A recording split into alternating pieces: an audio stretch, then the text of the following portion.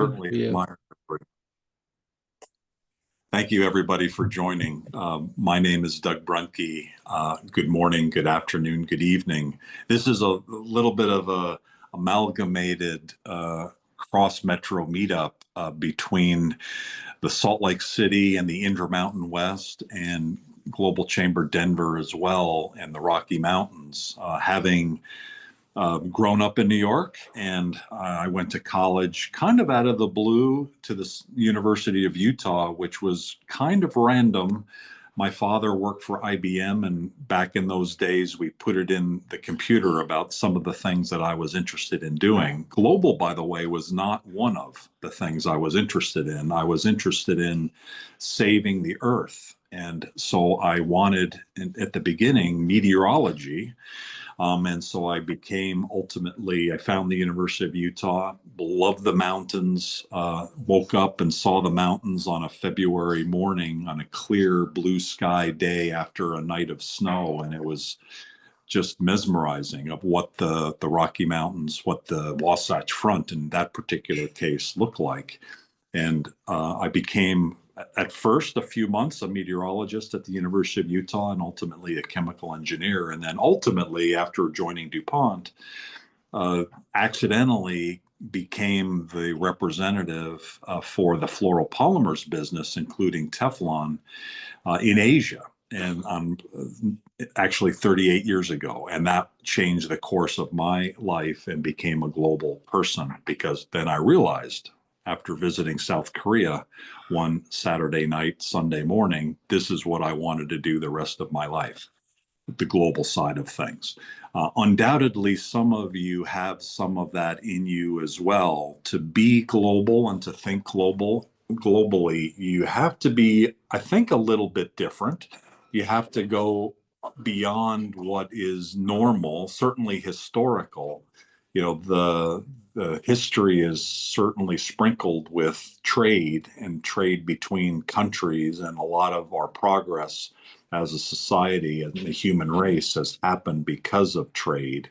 Fast forward to today, things look a lot different than they did hundreds of years ago. We've been progressing into a very globalized world the last several decades, and then suddenly things change. And I'd say, being an eternal optimist, change is something that we should welcome.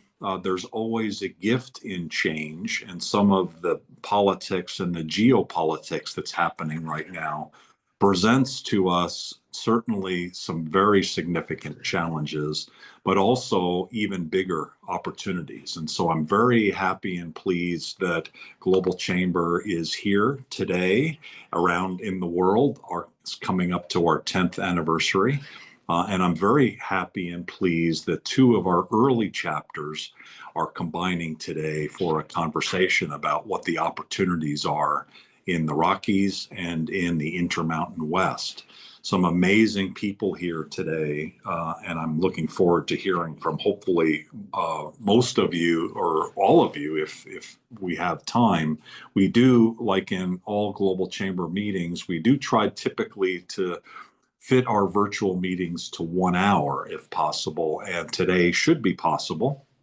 And so at the top of the hour, before 1 o'clock Mountain Time, we'll be wrapping up.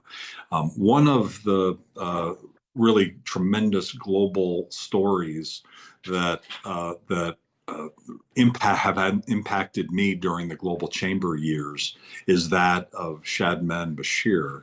Shadman and I actually, I think, connected before Global Chamber, certainly around the time that Global Chamber formed, but probably even before.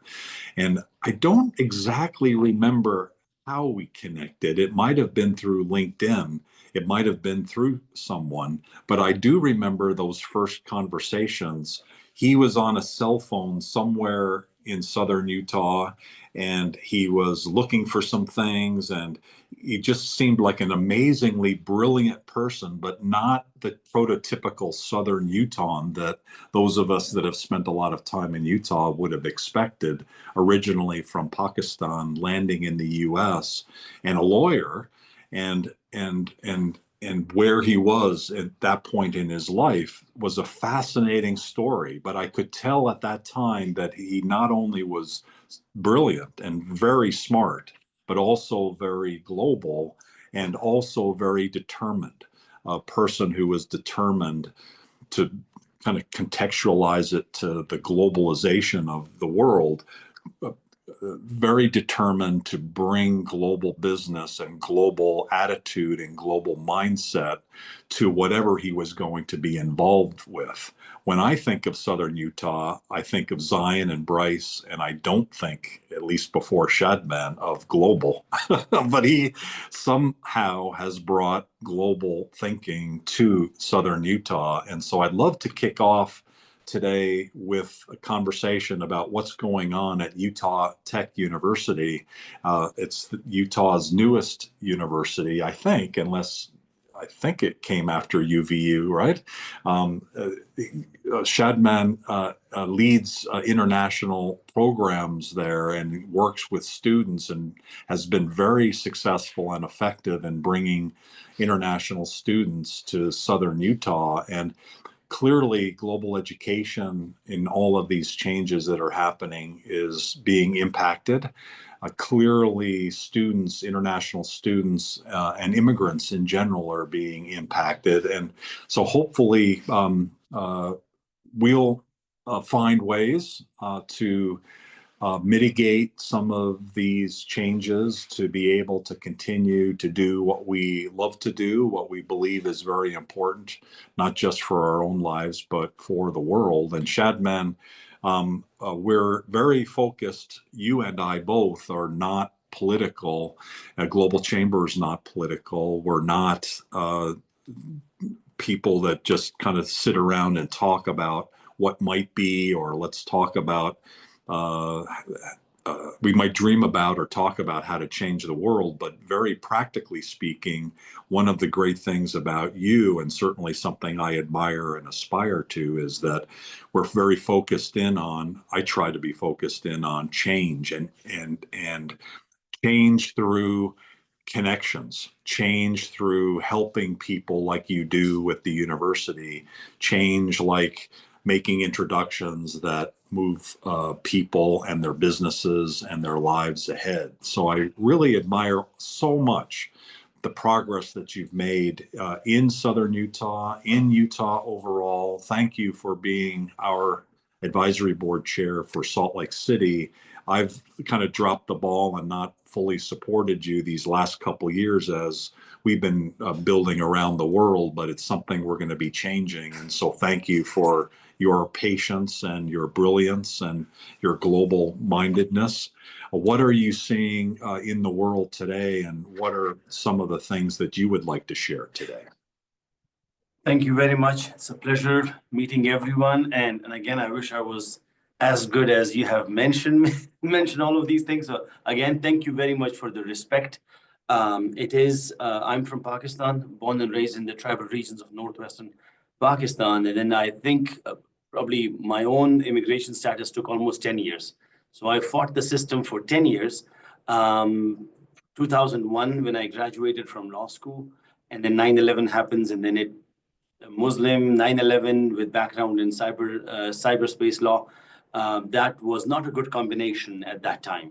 And then it took time. And then that's where I learned, I experienced, I've lived all across Utah, California, Arizona, all those places. Then I learned so many things from a different perspective. You know, when you are struggling, when you're a student, when you're dealing with immigration issues, when you are how within the even in the international communities in the US, when you are successful or you have established a position, your stature is different. People connect with you differently. People want to help and work with you differently than when you are really struggling. So lots of things. And I think that's where I see my students in that role as well. So we are connected with them, and I'm going to provide a little bit of information on what we are coming across. And again, Vanita is also, I'm glad she's here. She's also aware of this thing. We are working, we're part of Study Utah Consortium, which means all the Utah institutions, higher education institutions are all connected. because, you know, then we reach out to each other and try to find solutions for problems which are kind of unusual. So as you are aware, the visas are I-20s have been cancelled for in our university it's 10, and then different universities have different numbers. This was unprecedented because this, to the best of my knowledge, had never happened before. We found out when we were meeting our counterparts from all the other universities in a meeting where they said that the visas are being cancelled, and we won't know because government was going into the CVIS system and pulling the plug on visas. So if we hadn't checked those lists, we would not have known, and students would have, within 15 days, would have been out of status. So that would have been a tricky situation. And that's why, as soon as we found out, our first visa cancellations happened on Friday, we found out on Monday. And then we started the ball rolling. And what was happening was that most of the institutions started reaching out to their legal offices because it was a concern. It was a concern for the students who have been impacted. It was an issue for students who are not impacted. In fact, right before this meeting, I had to reach out to 2 universities in Japan. We host their students because students are worried. I had a chance to speak with people from ICE, people from Homeland Security, State Department. The unfortunate problem is that no one knows what's going on. People who we reach out to, who are the ones who are supposed to guide us, you know, they do not know, and it's not incompetence. It's just that things are moving so fast. These people are telling us that we don't have an answer. So it puts us in an awkward situation. What guidance do we provide to our students? And since this is unprecedented, we do not know if the arrests will begin. And that is my biggest fear, you know, the arrests part of it. I had a phone call a few weeks ago with the person in charge of ICE in St. George or in Southern Utah, and I asked them, are you guys coming to the campus? Or are you not coming to the campus? You know, because people were worried, people were freaking out. And again, also throughout the campuses, there is this concern, and which I see sometimes more often than I want to, is the decision making. And people are afraid to make a decision and sign their name on it and say, hey, this is my decision, this is who I am, this is my title, because title also gives you authority.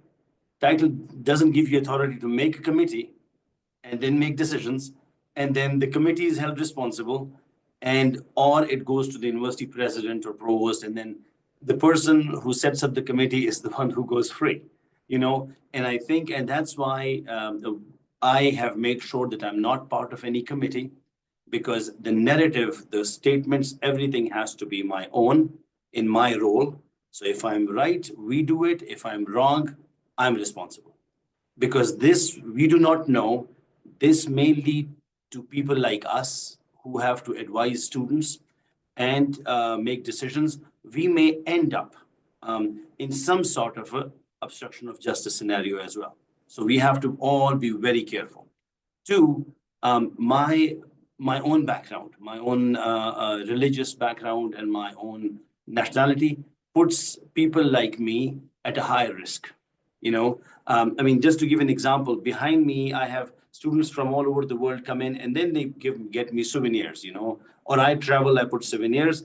I went to Saudi Arabia in 2023 on their national day. So anyone who was entering Saudi Arabia that day, they were giving them a stole, you know, so you just put it around your neck. It was Saudi Arabia, it had Arabic written on it. I removed it from my background because you never know. Someone misunderstand it. The moment Shadman, Bashir, and there's somewhere Arabic, it's a problem. One of our team members, domestic student, and Doug, I will be introducing her to you. She's actually starting her master's program at Arizona State University. And she got fired from her job because her employer, with special ed children, her employer told her that this was a biblical country and she's anti-Semitic.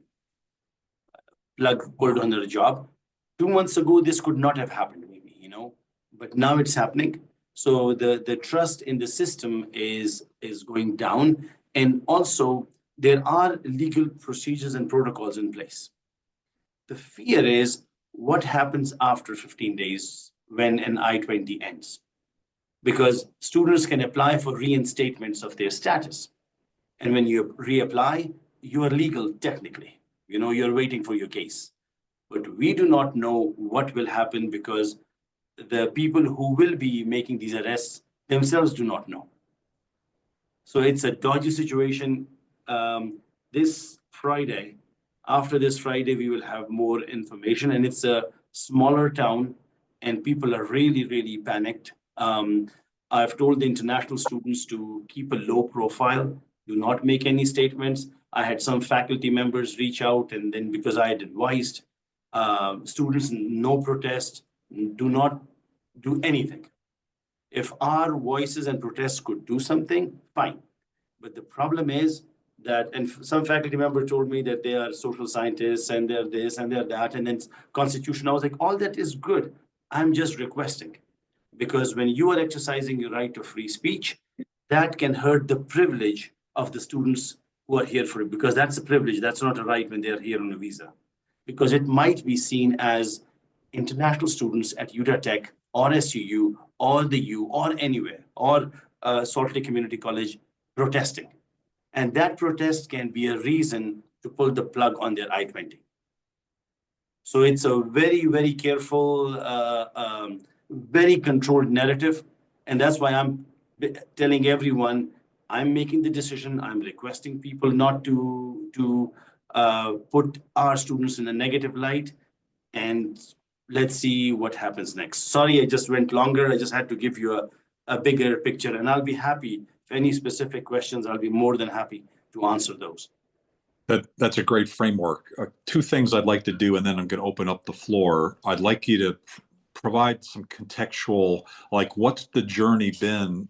You were at the school, it became a university, you were working with international students. What progress have you made? And then I'd like to hopefully go to Robert Lance in Denver because of his legal background as well and get his perspective from Denver. But could you give us just a little bit of a sense of what you've been able to accomplish there? Here we were, I mean, of course, we are comparatively a smaller open admission university. So we have dual mission. When I started 6 years ago, we had around 110 students, and we didn't have any scholars or a J1 scholars or J1 professors program. And then we moved, we grew, even in COVID, we doubled. And we brought new programs with J1 professors and J1 students. You know, we partnered with universities in Japan, in Germany, in India, and now we opened up in Romania, Vietnam, where we are getting students and faculty members to teach over here. So that has been expanding. And also our office has become a support hub for international faculty. We in this area are dealing with a unique problem where our mission is Polytech, and Polytech salaries are generally higher for professors. And our university is having a problem hiring professors because the cost of living is high. So just to give an idea, our university has been trying to hire an AI professor to teach and cybersecurity. For 100,000, they could not get a professor to come and move over here and teach. The other option was the H-1B and stuff. Again, it becomes tough. So we are hiring, we have already hired one, and we'll be hiring 2 more professors from the top universities in Romania. And they'll be coming here as exchange professors and teach. This way, the cost will go down, and we will have some brilliant scholars because they're from the top 1 or 2 universities in Romania. And this will be like a stopgap solution. People are really concerned that housing has become very expensive, cost of living is very high, lots of people moving in, and it's a dodgy situation. Yeah, I think the university grew too fast, and St. George grew too fast. That sounds like a problem in the West, generally. Yeah, for sure. And you've been contributing to that in a good way. So thank you. I'm guilty.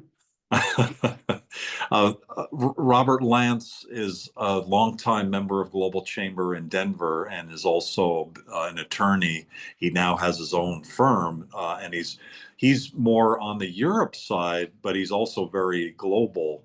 Robert, are you able to chat and just kind of maybe build off of what Shadman has started here, and then we'll begin to open up the floor on some of the things that we're seeing around. Don't want to certainly get political. We don't want to get, we want to understand what's going on so that we can find opportunities. And undoubtedly, you're doing that in Denver as well. I saw some amazing things with German delegation here recently. What's going on from your perspective, and what would you like to share today? Well, adding to what he just said, and it seems to be the conversation we all have, is there's a lot of uncertainty in the world today. As Doug just said, I just got back from Munich, Germany, and with a delegation from Denver. We have a city-to-city agreement with Munich now, and that led to, I believe, 4 or 5 memorandums of understanding of some significance. The airports, for instance, the Symphony here and the Symphony in Munich have a memorandum of understanding and collaboration.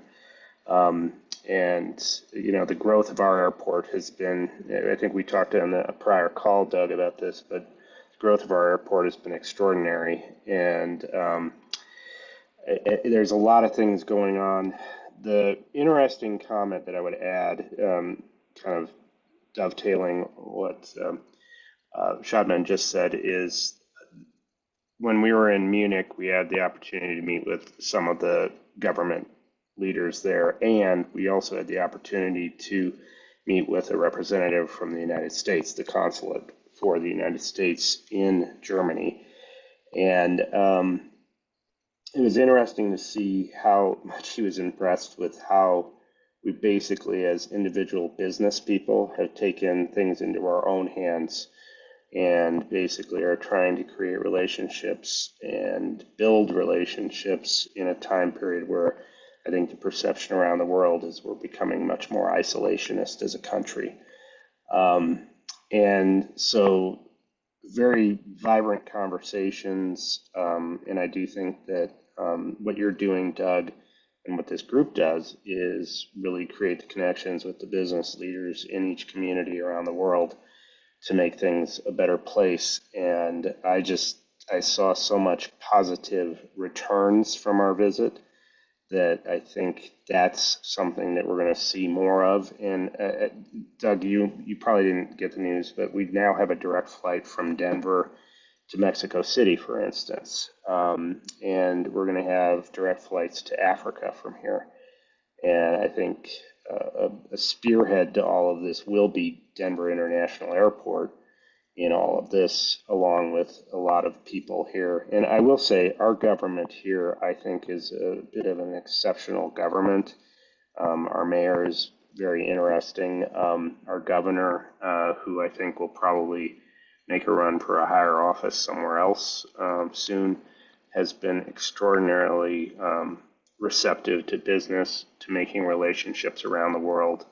And you can just see how we're building on that. And I think it's interesting. When you watch the news, you leave with a sense of despair and hopelessness. And after this trip, I just was amazed at some of the connections that were made in the face of all of this. And so, while we're seeing students, as Shadman said, getting basically kicked out of the country because they protested at some rally, we're also seeing local people reaching out and saying, how can we build a relationship and not create all these rejections into the universe here? So it was an incredible trip. And I'm looking forward to establishing more. In fact, on my plate is meeting with some people from the Israel Chamber of Commerce here to work with some relationships there. Obviously, I'm doing a lot with Austria, Switzerland, and some of my business is in England also. So quite a few relationships kind of being built in spite of it all. So I'm really excited about it. Brilliant. No, that's fantastic. Built in spite of, and then it sounds like creating additional opportunities and creating those opportunities and hope and Yeah, inspiration. Thank you very much. yeah, The two other people, and then I guess I kind of said I'd open it up, but I do want to ideally hear from two more. One back in Salt Lake, Leilani Craig, and then I think Shannon Smith. The Shannon Smith that's here is the one that's in Denver, and I'd love to hear ideally from both of you, and then just go around the room. Leilani Craig is one of the members of Global Chamber that's been from the beginning, and she runs a translation localization company, a very significant one. She plays a key global role, not just in Salt Lake City, but regionally. And her team is global and able to help. In fact, her team helped with a trade mission that we did, Global Chamber did, with Vietnam. So, Leilani, your team was amazing with that. Are you able to chat and share a little bit about what's going on in your world and what your perspective is of both the challenges and opportunities? Certainly. Can you hear me okay? Perfectly, actually. Yeah. Okay, awesome. Love the background too. Is that your office or is that a fake No, I wish. Yeah. Our office takes over the first floor of a medical building. And Okay. because it's a medical building, my background, if it was open, you would see a lot of people going back and forth to a medical appointment. So Oh, not interesting. fun. Okay. Yeah. So, like you said, my name is Leilani Craig. I am with ComGap International Language Solutions. We have been in business for 25 years, and we are located in Salt Lake City. However, we work nationwide, globally. We have clients everywhere. Some of the challenges, honestly, we haven't seen a lot of changes when it comes to language services. I think that if you can't communicate, then your business will suffer. And hence, government offices, medical clients, technical clients, industrial clients, legal clients, nothing has changed. Everyone is moving forward. You really can't, even with all the technology that exists, you can't avoid having a human involved in the process, because it really does affect the quality. And if you are dealing with legal terminology and such, it can get you into a lot of trouble if you're trying to use technology and not a human. So we have found ways to work with clients who really want to incorporate more AI. We have several options that we can help clients do that. We also have the ability to, consult with clients and come up with a solution that best fits their budget and their need. But as far as everything that's going on, without getting into politics, I think we have seen that our end users and our clients are still relying heavily on professional services. So that has been a positive for us. That's great. The way I've viewed it, because I'm an eternal optimist, but I also sense that what's happening right now, at least from a global chamber perspective, is we've never been busier the last month. Right. I've heard it said that any publicity is good publicity. And I think all of the conversation about global has people being more attentive to the world, and recognizing that ultimately, from a business perspective, it makes sense to diversify, because if you've got only one country business or one region business, that's kind of dangerous. And so it's better to be diverse and to have different options. And that's certainly something that's happening. And so I think two things. One is people in countries we've been dealing with are more interested in becoming engaged with us, which is Yes. cool. And then I've had some conversations in the last several weeks that I haven't had in a long time, including with Russia, by the way. I haven't done any deals yet because I'm kind of waiting to see if we can or find a way to do it, of course, legally. But Uzbekistan and Turkey and and Kazakhstan, there's some countries going on that where business right now is absolutely amazing. I see Paula on the call from Yeah, Portugal. There's so true. there are a few Americans landing in Portugal, but overall, years ago, Portugal had such a high unemployment rate, and yet through a lot of the strategies of that country, things have evolved and changed for mostly for the positive. So there's a lot of really good things going on. I'm glad you're seeing it sounds like no negative effect, and in fact, it sounds like you're growing as well. Yeah, not yet. So, hopefully that remains so, but it is a global business structure that we live in, and you Yep. can't avoid that. And so we move forward and we do what we do and support others who are also growing and who need the services. So Brilliant. support each other. Thank you. Shannon Smith, are you available to speak? I might have got a text from you that you'd be available in a couple minutes. Yeah, I am available. Thank you for the That is you. I know a few Shannon Smiths. opportunity. You're the most amazing one with Oh, Ike Bailey. thank you. That's very sweet. Ike Bailey has a really great connectivity between Colorado and Utah because you've got a very significant office in Salt Lake City, and you're based historically in Colorado, right? Are you still there? Yeah, I am. I'm out of the Boulder office. We actually have 4 offices in Colorado, 4 offices in Utah, and all across the country. But yeah, thanks for the opportunity to talk today. What are some of the things you're seeing in the market right now that we should be aware of? Yeah, so just by way of introduction, for those that I haven't met, I lead the International Tax Services team at Ide Bailey. So my world is all international, dealing with both individuals and companies coming into the US or going out of the US. And so, as you can imagine, we are extremely busy right now with questions from clients that are struggling with what they're going to do with respect to reaction on the tariff front. We are seeing a lot of conversations around what changes can be made to the way that we operate our business to minimize taxes. And of course, whenever we're talking about changes to our businesses on an international front, there's always implications on both sides of that equation. So both from a US perspective and from a foreign perspective, we're helping clients with modeling out what the tax ramifications are of these changes.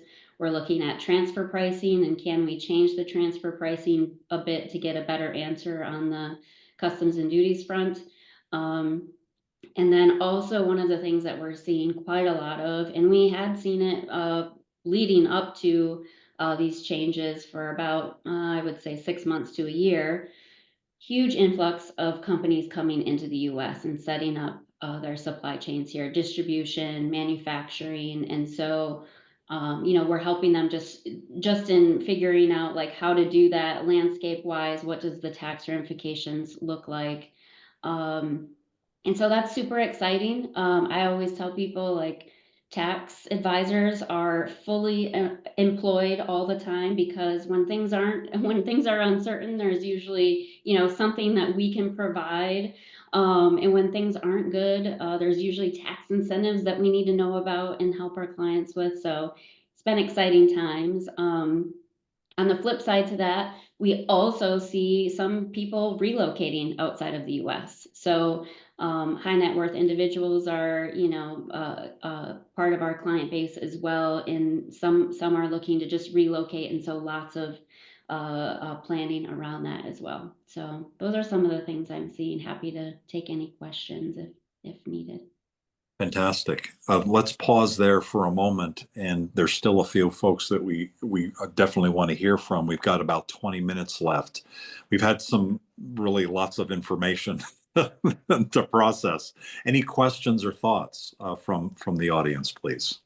just unmute yourself or raise your hand. Feel free I'm to. curious where people are heading out of the country. Is there any particular? Yeah, a lot of Spain and Italy. So I heard about a friend of mine moved to Spain. Yeah. mm. Yeah, and Italy has a really nice flat tax regime for people that are relocating there. So Hmm. I think for high net worth individuals, that makes a lot of sense. And yeah, Spain, of course, who wouldn't want to move to Spain? So, or Italy. Barry is one of those high net worth individuals, a crypto baron, and Right. the other aspect of Barry and his business is that he helps people understand and live a life with integrity, and just help leadership overall. And thank you for being on our advisory board in Denver. Anything else that you would like to share about what's going on, Barry, in your world? Well, a part of it also, I'm getting in very much into with some colleagues on the East Coast, the whole AI, how that impacts businesses, Okay.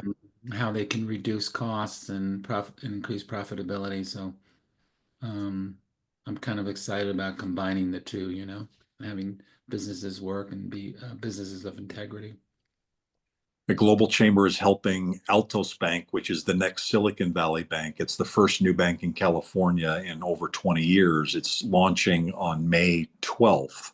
If you're able to come to Los Altos, which is on the peninsula, please join us. There'll be high net worth individuals and a variety of startups and established companies and a lot of international companies. And so if you have someone on your team that's available for May 12th, with myself and Dr. Sanjeev Kagram, who had led Thunderbird and now is co-leading the Global Chamber Advisory Board globally.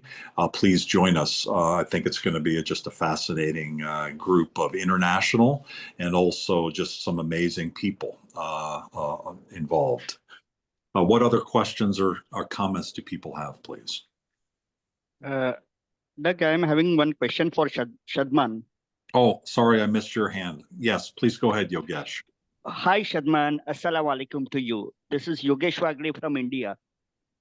Walaikum Shadman, salam. I wanted to know about exchange programs. I would like to tell you in India, IIT, Indian Institute of Technology, they have driven inspiration from MIT in those times.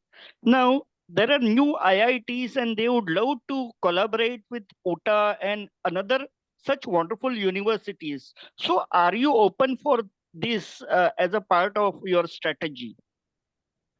Yes, thank you very much for reaching out. I think let's connect because we have entered into a relationship with SGT India University, and then we are sending a group of students over there for 3 weeks.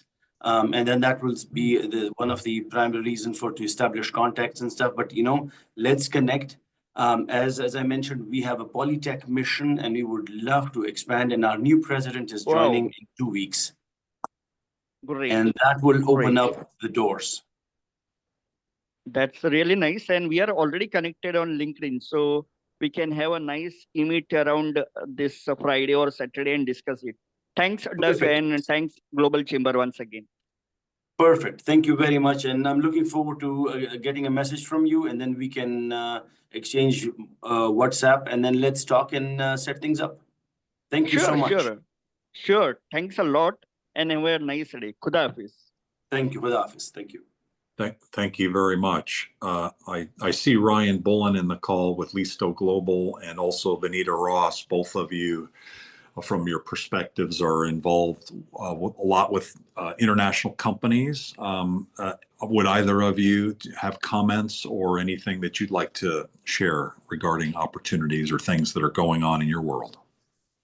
Yeah, I'll go first, and good to be here, everybody. I haven't actually been able to attend one of these over Zoom yet, so this is kind of my first one. So great to meet y'all. Yeah, Ryan Bull and I run partnerships for us here at Listo Global. Basically, what we do is we serve as an international expansion platform for clients, startups, SMB, enterprise clients who are looking to expand internationally, right? So what we mean by that is we find, hire, and pay anyone around the globe. So recruitment, contractor payments, employer of record work, entity setup, and payroll. So kind of, you know, whatever stage of journey companies are looking at when hiring outside of the US.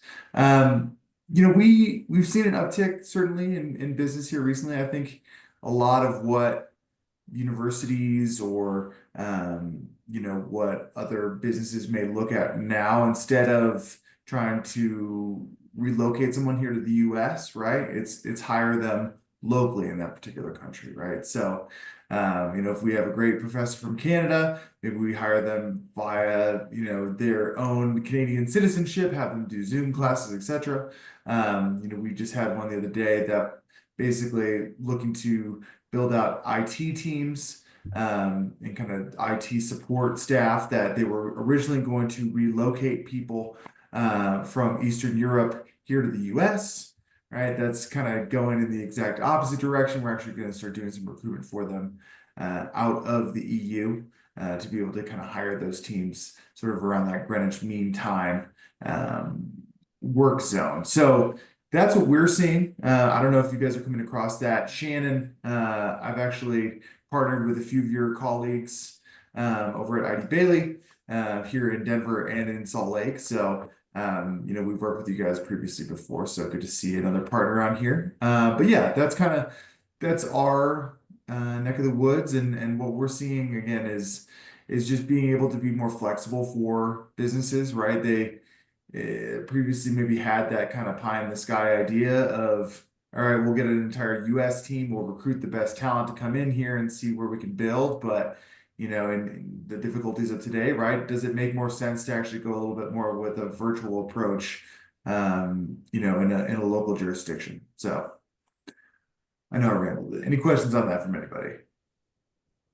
Listo's got a great connectivity between Utah and Colorado. The company's based out of Salt Lake, with Freddie Ashby is actually on our advisory board in Salt Lake, and you're on the advisory board in Denver. So we've got the region covered between the Wasatch Front and the Rockies. Speaking of the Wasatch, Vanita, are you available to say a little bit about what you guys are up to? Yeah, hi. Hello, everyone. So yeah, Vanita, I manage the Global Business Center at the Mill. So what we do is mostly education, and we train companies that are looking for international businesses. And I'd say it has been steady, but yes, like somebody mentioned earlier, we've been, you know, having a lot of questions on the tariffs and everything. But we are just taking it, you know, slowly and seeing what happens, because nobody knows what's happening, right? So we are just taking it one day at a time. We've seen too, like Ryan just mentioned, where some companies are just looking to partner with other in-country companies as well. So they're doing that business to business relationship in country, which is a little bit different, but it's what's happening. So yeah, just the same. We have people who are showing more interest in global space, and you know, that's what it is. And like you say, change happens all the time. We just have to be flexible and go with it. So there's people who still wanted to do global business. So we're still here. Fantastic. That's great. That's good news. Oh, does anybody have any questions or comments or anything else you'd like to share? We have about 7 or 8 minutes. Love to. If there's time, I'll try to keep it brief. I'm Eric Singer. I'm a partner at Coop Studios in Boulder, Colorado. And we are a company that does all sorts of sound. We do music, multilingual voiceover, sound designs for ads, sound for things like appliances, healthcare devices, and cars. We also do soundtracks for films and docs. So we're excited about the Sundance Festival, with apologies to our Utah colleagues.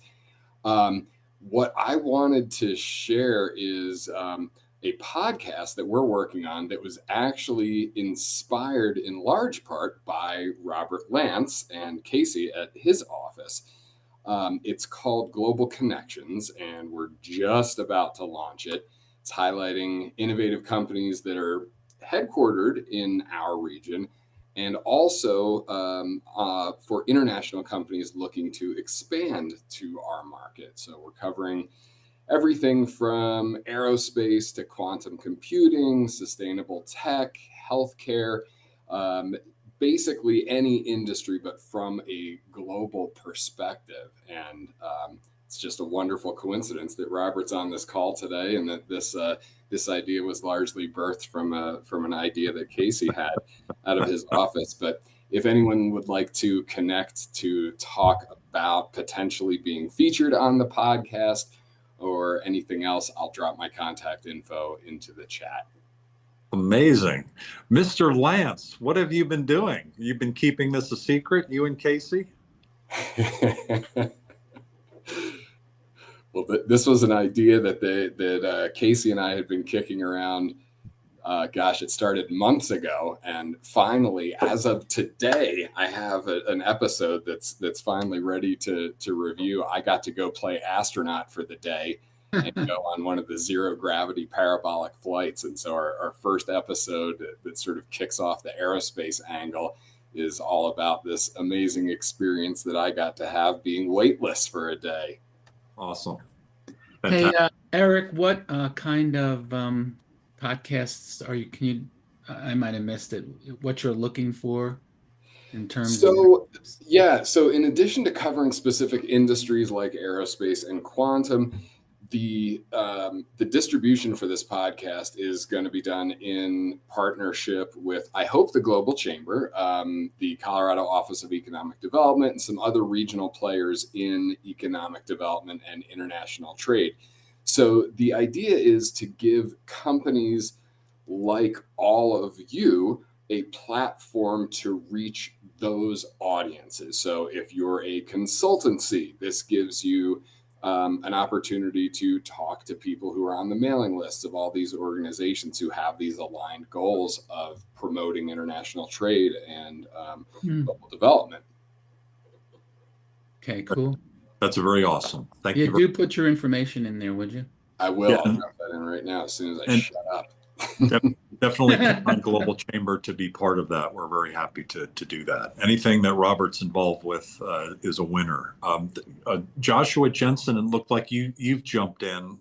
Last time you wore a Y hat, I believe, and so that was a little bit offensive to those of us that have the U in our background.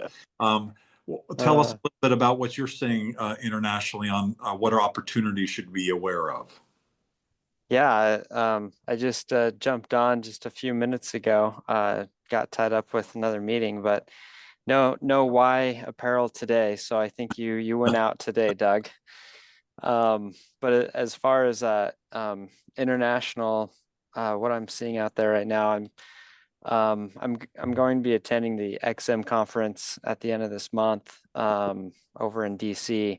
So I'm curious, what the vibe's going to be at that conference. I almost wonder if it's going to be more of a battleground, to be honest with you. But I know that there's a lot of hesitancy, kind of with what moves to make on the international field with exports, imports. But as far as the companies go that have established relationships and subsidiaries in those countries, it kind of seems business as usual right now. Great. What's the name of your business? Corpay, we're the largest non-bank provider of foreign exchange services for companies. So foreign currency, just like Leilani's business, with words, money is important to transfer as well. Yeah. I will say, Shadman, I'd like to go back to you for the final word as we wrap up today's call. I would like to say about XM Bank, that's been one of the very good, positive surprises that I've seen, and I've been able to get outside confirmation that Exim Bank is protected and that it's going to be stronger. That's something that's been under fire the last 10 years or so. That was something that Senator Flake and I disagreed on. I thought he did a lot of really great things, mostly good things, but he disagreed with Exim Bank, as many did, and I think that was wrong. And I think the good news is Exim Bank looks to be supported. If you're interested to hear more in another perspective, tomorrow at Global Chamber Los Angeles, we have an SBA person speaking about some of the loan programs, and he'll also talk about financing and the Exim Bank, and that's tomorrow, Thursday at 10 a.m. Pacific, so 11 a.m. Mountain Time. So if you'd like another perspective before you jump off, please do. Please attend. Shadman, you'll have the last word. I want to just make sure we get done by the top of the hour, but you've started out this conversation today talking about some real significant challenges. And I know that we're going to get through this because the opportunities are there. The world's economy continues to move forward, even though there's, as I think it was Rob talked about, I've stopped watching the news. I don't know about you guys. I might jump in occasionally. Just want to verify a piece of information, but I don't watch the news anymore. And I just very selectively read about what's going on. And I get very energized by being with the global tribe. And I just feel so so lucky to be surrounded by global chamber members. It's just a very positive feeling. And Shadman, I've always had that feeling from you for the last decade, that just being near you was something something good was going to happen, and I'm sure it will going forward. Do you have any final words for us today? Yes, in fact, last night you were talking, we had multiple events on campus for the students. Last night you were realizing, university is realizing, the community is realizing how important international is. So, when I always tell people, when COVID hit, there were so many issues taking place because of COVID, but then so many positive things also. Everything has a positive outcome. It might be in different measurements, but every action has a reaction. In most cases, there's some level of positivity in there. So what all these actions are doing, suddenly, for the first time in the last 10 years I've been on campus, I have become way more powerful than I was 2 weeks ago, because everyone reached out and said, Shadman, tell us how to help. No one was telling me what to do. No one, because they're like, we do not know. You tell us what to do. And what that did, that put me on the driving seat. And with that driving seat, I was able to say things which I couldn't say before. And suddenly our international students, the value of international in Southern Utah, gets more recognized. And soon this will be done. This will be over. But with these restrictions and these changes, this is going to create more paths for people like us to benefit more people who are depending on what we do. So that's what I'm seeing. And, look at this. Just think about it. We just spoke. If you hadn't called me, I wouldn't have spoken. Me and Yogesh are already connecting. We are meeting 11 a.m. on Friday. So that's a good thing. So that's how, and I never watch news. I never watch news. I hate to watch those right before sleep, those tiny TikTok videos and people are fighting, or if you can't sleep, then North Korean videos and Russian wedding fights. That's the best entertainment, that I watch before, and the internet is full of them. Thank you so much for the respect. Thank you. You're amazing. Join us. We have a few more meetings this week, including the Los Angeles one tomorrow, Phoenix, and also Houston, Austin, and San Antonio on Friday. We have our monthly part 1 of the Virtual League of Opportunities tomorrow. And I think there's one on Friday morning as well. And then I know we have Chicago on Monday, and we've got a very busy week next week. We do events. We did over 700 last year. So we do a lot of events, but mainly what we do is what Shadman talked about, is connections, strategic connections, access to people around the world to help grow your business. We're getting better at it. We're growing rapidly. We're filling out all 525 plus chapters. We're actually approaching 600 chapters, but to keep that a secret, we haven't changed our marketing 525. And we're going to continue to do what we think is right, which is grow business. Because when we grow business, we're talking with each other across borders, we're negotiating, we're mediating, and we're becoming a stronger human race and a stronger planet. Thanks everybody for your time today. Have a great day. Thank you, Doug. Thank you, Barry. You're amazing. Appreciate You you. too. Thank you. Doug. Bye, everybody. A very Thank good you. meeting. Oh, Paula, I meant to call on you. How are you? Thank Hey, you. Doug, do You're you up have a a little minute late. at the end Thank you, here? everyone. Thank you, Yogesh. Appreciate you jumping in. Thanks. Doug, do Yes, you have a And minute at yes. again, the end? catching I up will with you jump the tomorrow next few meetings for the great in Big Apple America. meet on. Oh, Ciao. okay. I will. Thank You will Yogesh. see me Go ahead, Paula. tomorrow and the other week and so on. Oh, you're going to do what? Could you say that again? I'm going to jump to the